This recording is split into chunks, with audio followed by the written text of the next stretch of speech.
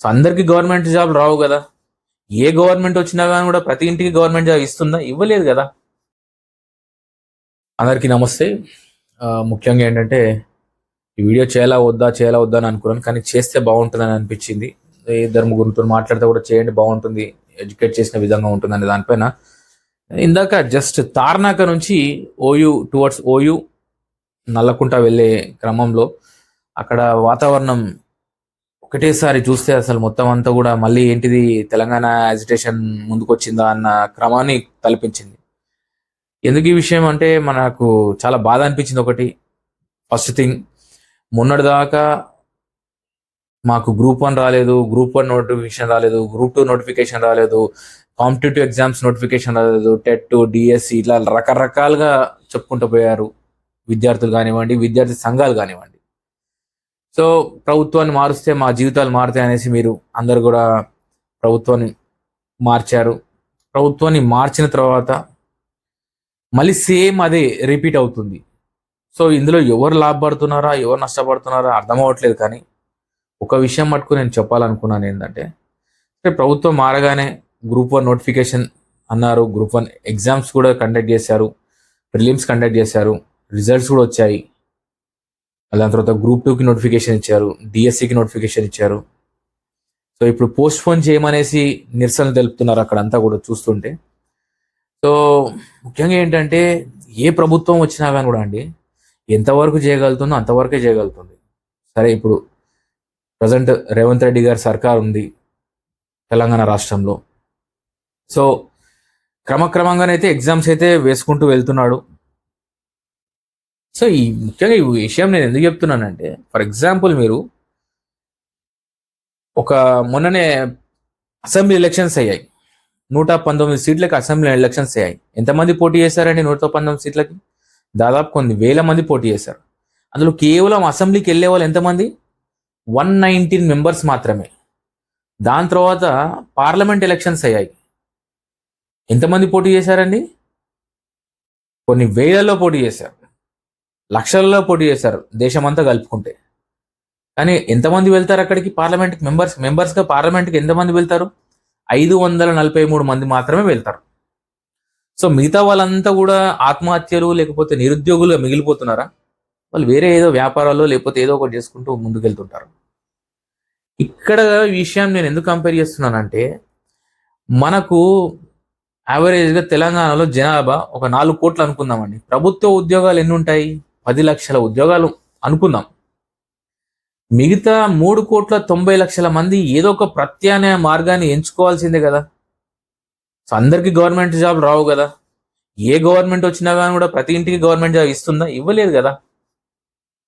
So మాట్లాడతారు, వాగ్దానాలు ఇస్తారు, 100 ఇస్తారండి. ఇవాళ ఈ గవర్నమెంట్ కాకపోతే వేరే ఒక గవర్నమెంట్ ఇస్తుంది, ఇంకో గవర్నమెంట్ వస్తే ఇంకో గవర్నమెంట్. ఏ గవర్నమెంట్ వచ్చినా కానీ కూడా ప్రజల పక్షాన ఎంత చేయగలుగుతుందో అంతే చేయగలుగుతుంది, అంతే తప్ప అలా అనేసి మొత్తం ఇంటింటికి గవర్నమెంట్ జాబు లేకపోతే మనిషికి గవర్నమెంట్ జాబ్ అనేది ఎక్కడ ఉంటుంది? పాపులేషన్ ప్రతి ఒక్కరికి గవర్నమెంట్ జాబ్స్ రావాలనేది రూల్ ఎక్కడ ఉంది అనేసి ఏ గవర్నమెంట్ చేస్తుంది? ఏ గవర్నమెంట్ చెయ్యదు. ఈ నిరసనలు కానివ్వండి, ఇంకా వేరే ఏ గవర్నమెంట్ వచ్చినా కానీ కూడా ఇలాగే కొనసాగుతాయి. మెయిన్గా ఈ నిరసనలు ఇప్పుడు ఎందుకు విషయం చెప్తున్నానంటే, ట్రాఫిక్లో దాదాపు 3 అంబులెన్స్లు అండి. మీరు అక్కడ జస్ట్ డేట్ టైంతో సహా చెప్తున్నాను మీకు.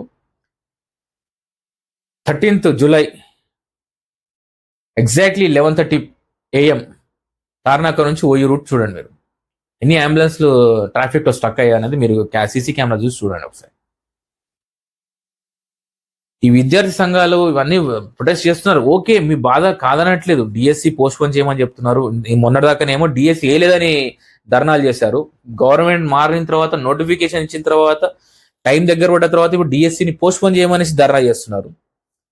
విద్యార్థులందరికీ నేను నమస్కరించి చెప్తున్నాను ఏంటంటే, మీ సోదరుగా ఈ గొడవలలో కొన్ని వందల మంది గొడవ పడుతున్నారు. అందులో ఒక్కరు నాయకుడు అవుతారు. 99 మంది మీరంతా జేజేలు కొడతారు. మీరు చదువుకుంటారా లేదా తర్వాత విషయం. చదువుకునే వాళ్ళు ఎలాగో చదువుకుంటున్నారు, రాస్తున్నారు. ఎగ్జామ్ ఏ సమయంలో వచ్చినా కానీ కూడా పోటీగా ప్రిపేర్ అయ్యి, వాళ్ళ రోజులో ఒక భాగంగా ప్రిపేర్ అయ్యి ఆ పోటీ పరీక్షలను రాస్తున్నారు. వాళ్ళు ఖచ్చితంగా ఆ జాబ్ని విషయంలో సాధిస్తున్నారు, జాబ్లలో వెళ్తున్నారు.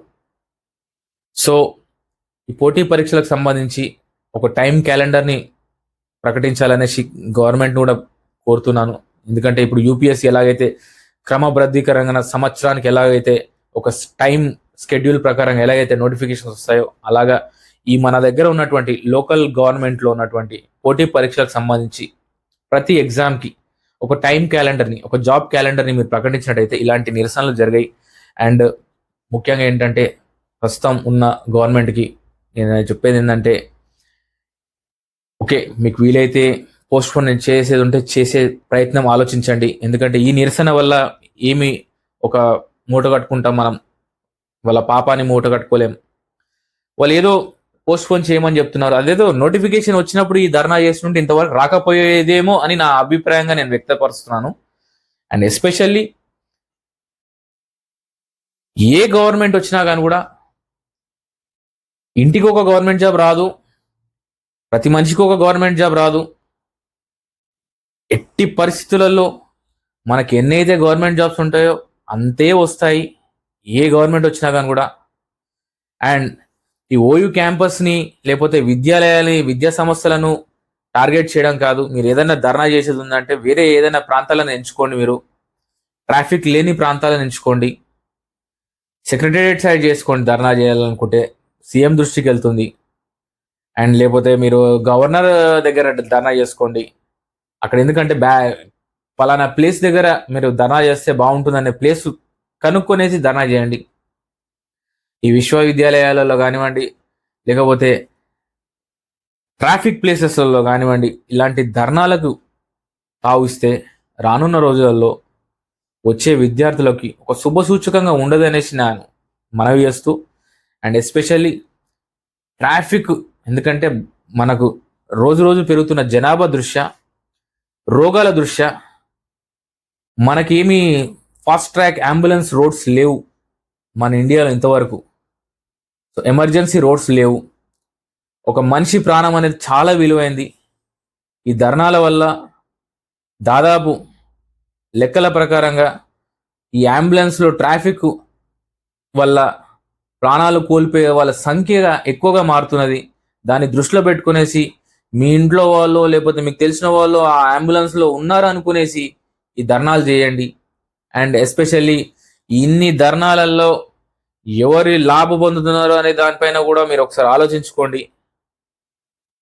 అండ్ ఏదో గుడ్డిగా రండ్రా అనగానే 10 మంది వచ్చేయడము, లేకపోతే ధర్నాలు చేయడము, లేకపోతే నిరసనలు తెలపడం వల్ల ఒకరు లాభపడతారు కానీ మీ సొంతంగా ఏమి లాభం ఉండదు అనేసి నేను గమనించి గుర్తించి మీకు ఈ విషయం చెప్పాలనేసి ఒక సోదరుడిగా మీకు అందరికి చెప్తున్నాను ఈ విషయాన్ని. So please, government of Telangana ముఖ్యమంత్రి రేవంత్ రెడ్డి గారు నేను కోరేది ఏంటంటే, ఈ సంవత్సరం ఏదో జరిగిపోయింది కానీ నెక్స్ట్ ఇయర్ నుంచి మాత్రం ఒక జాబ్ క్యాలెండర్ని బేస్ చేసుకునేసి కాంపిటేటివ్ ఎగ్జామ్స్ సంబంధించి పలానా సంవత్సరంలో పలానా నెలలో ఖచ్చితంగా మీకు ఈ ఎగ్జామ్స్ ఉంటాయి.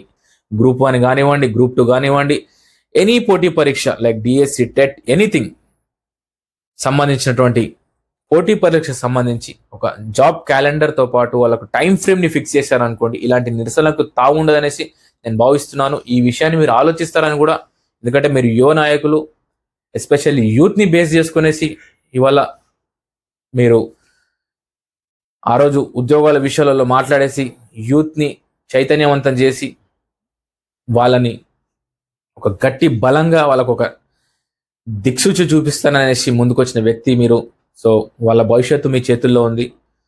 సో ఈ విషయంలో మీరు ఆలోచిస్తారని ఆశిస్తూ, వాళ్ళ ఆశయాలకు మీరు వారధిగా ఉండాలని కోరుకుంటూ సెలవు తీసుకుంటాను.